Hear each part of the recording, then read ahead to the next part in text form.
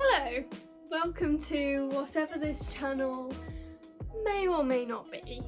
My name's Katie, and today I will be sharing with you my current top 10 tips on learning how to love yourself.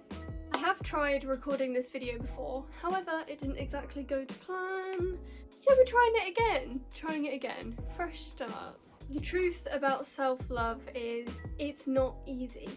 It's not done overnight.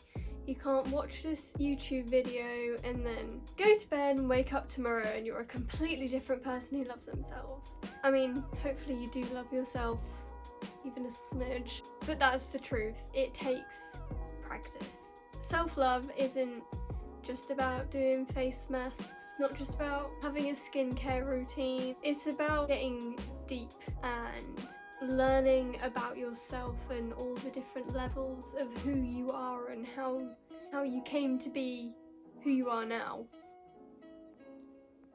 If that made sense. I think that's why a lot of people actually lack self-love, is because people are afraid to get deep with themselves, and then that reflects on their relationships, and people are scared to feel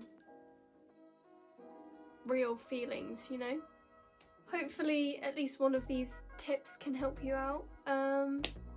Let's get into it. These are my top 10 tips on learning how to love yourself. Catch yourself. When you think a negative thought, I want you to catch yourself, be like, whoa, why are we thinking that way? And replace it with a positive thought, whether that be about yourself, whether it be about other people. As soon as you notice you're going, look at what she's wearing, or oh my god, look at my hair, it looks awful.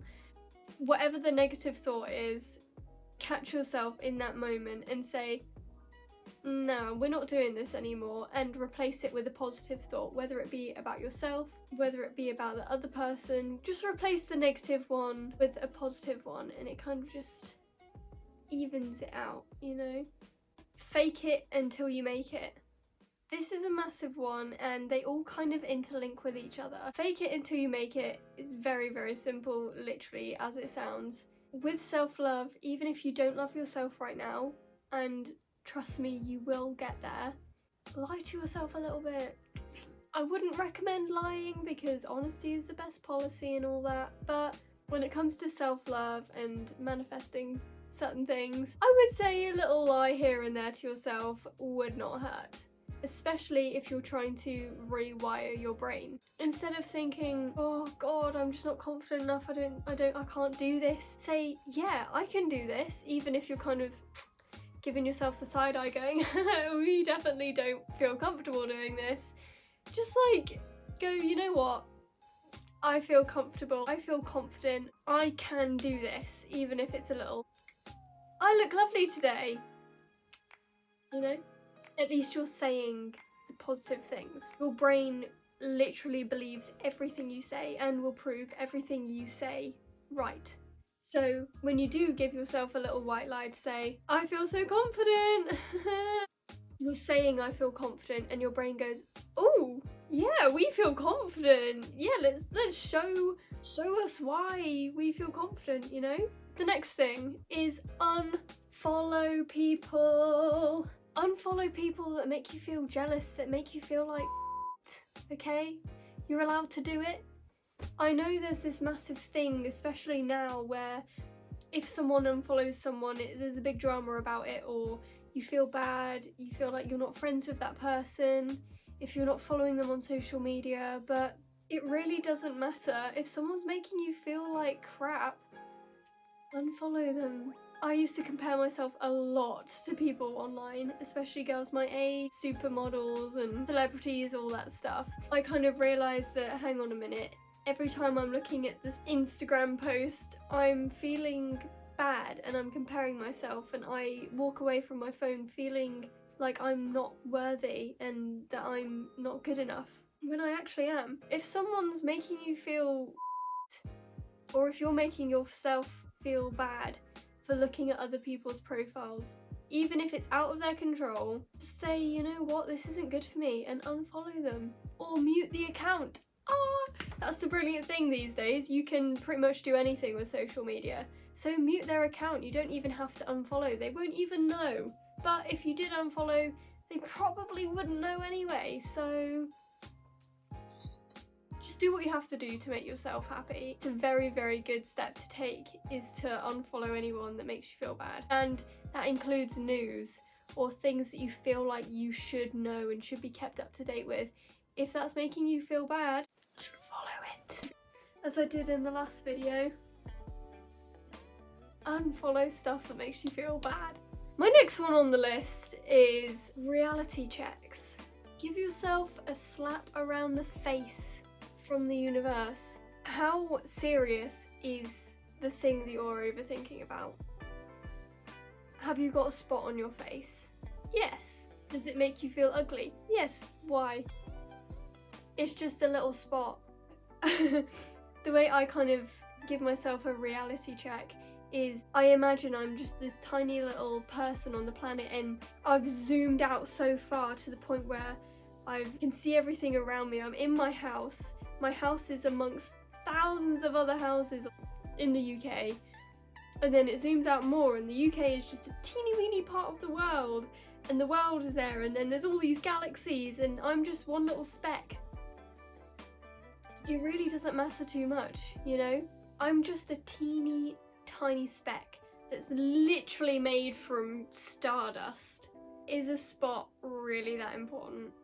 No. Why would I hate myself when I'm a literal miracle? I don't know. Sometimes those help me, and for driving they help me as well. I feel like I've got to say this. When I was learning to drive, I was terrified of pretty much everything. The way I saw it was, I zoomed all the way out, I'm looking down on Earth, I'm in my little car driving along, and it's just getting me from point A to point B. Boom, that's it. That's all it is. A little vehicle that takes me from one place to another. It's like my feet, but on steroids. And with wheels and engine fluid and stuff. You hopefully get my point here. The next point, you are your friends. This might sound a bit weird at first, but I'm sure you've heard this phrase before. You are your friends. Be mindful of who you spend your precious time with and your precious energy. You basically become who you're around. Okay, have you ever noticed when your friend gets a new friend or they start hanging out with a new person, and then all of a sudden their vocabulary changes and they start using certain words or phrases and they never used to use them before, and then when you hang out with them together, this new person uses those phrases? Yeah, that's like rubbing off on each other. People use the same sort of phrases. That happens eventually with thought patterns and self-talk and just attitude to life in general. So if you notice that sad Sally over there is always sad and depressed, and she hates the world, and she's so angry, and she hates herself, and she has no love for herself or anything, sorry Sally, maybe try and back away from Sally a bit and go to positive Polly, because she's positive, you know? Say no. Say no. If you don't want to do something, say no. I don't want to do that. If your friend asks you to hang out with this new group of people and you're like, I don't like them, say no. It's okay to say no. Isn't that crazy? It's okay to say no. It's very empowering, actually. For instance, I get called into work and I don't want to do it, or I know that it'll mess with my plans. I'm like, no. I'm not gonna do that. You only live once, and if something does not scream, yes, let's do that, don't do it. Stand in your power and say no more. Have some self-respect. The next thing is listen to your gut. So this one has been a theme that carries itself through my journey so far, and it's a reoccurring thing. If you get a gut instinct, listen to it. Because 9 times out of 10, it will really help you out. One time I was driving along a road in the morning. Luckily there was no one else on the road. All of a sudden I hear slow down, and I'm like, okay, that wasn't on the radio. I'm gonna slow down. Started slowing down, and then my conscious mind kicks in and goes, why the f are we slowing down because of some random thought?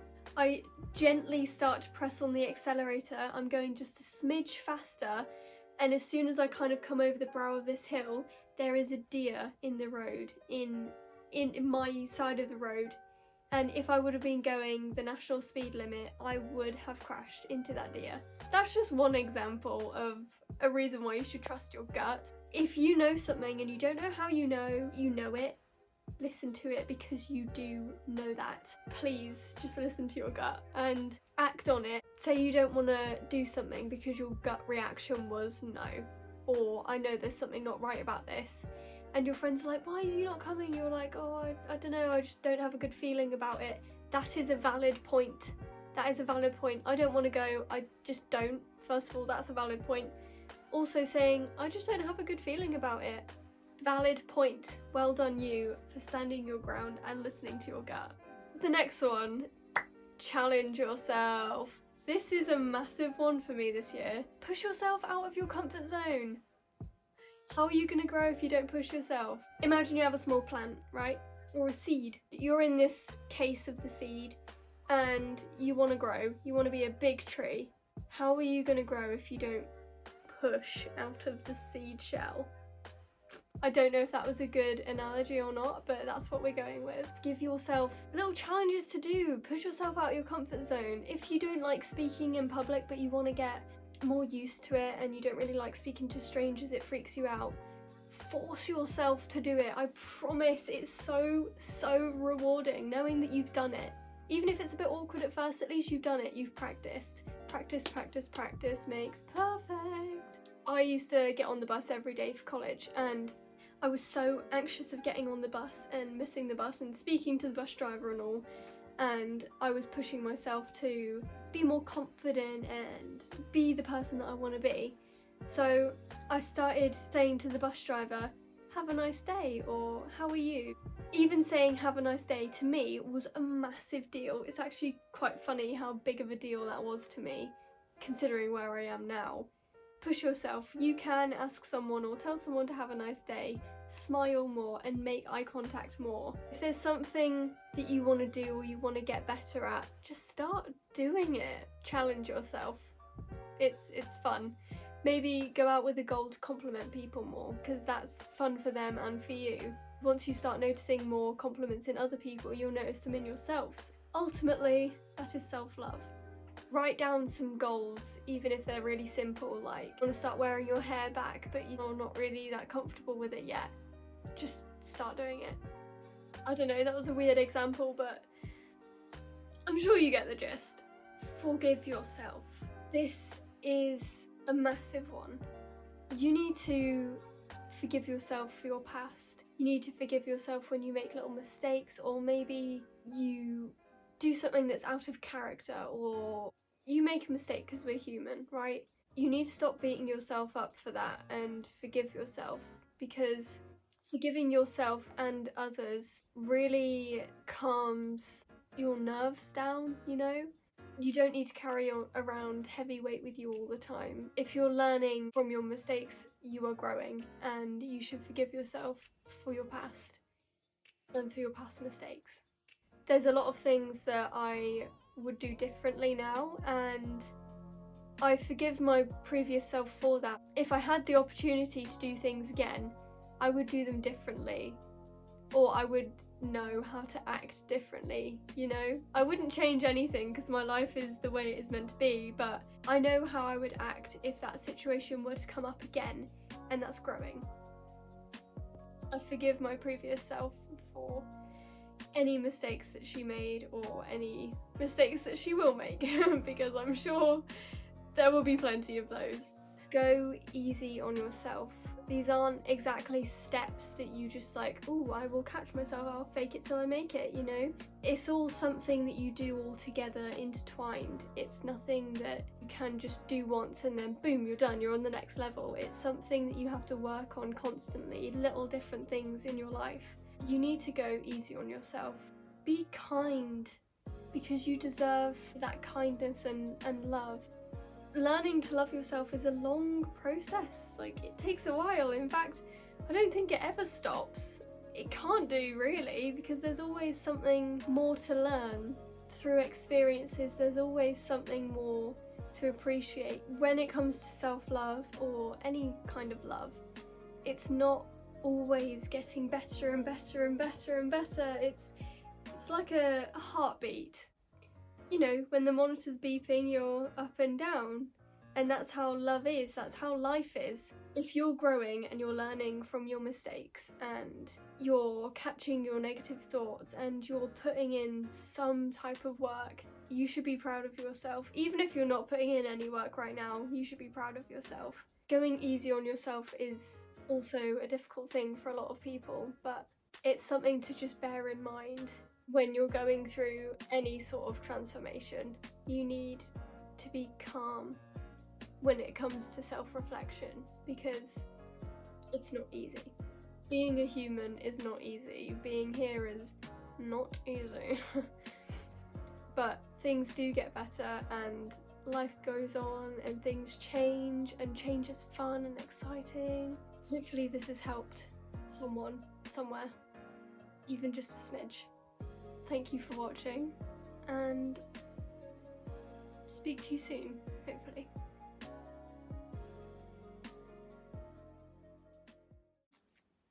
I have yep.